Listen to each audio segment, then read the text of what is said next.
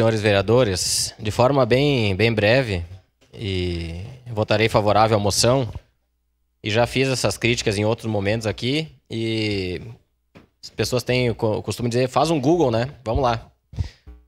200 mil estudantes sem bolsa CAPES, 2,4 bi de cortes do MEC, pré-2023.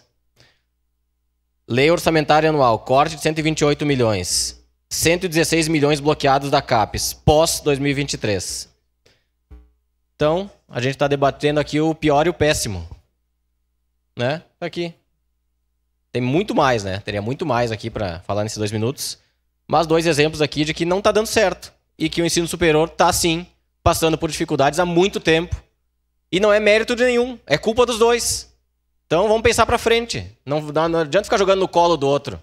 Não fizeram, não resolveram, não estão resolvendo. Então, se querem investir realmente na ciência, se querem investir nas universidades, se querem ter investimento na CAPES, que se mude a forma de pensar e a forma de enxergar o futuro do país. Porque um rápido Google mostra aqui a realidade de quem veio e de quem está.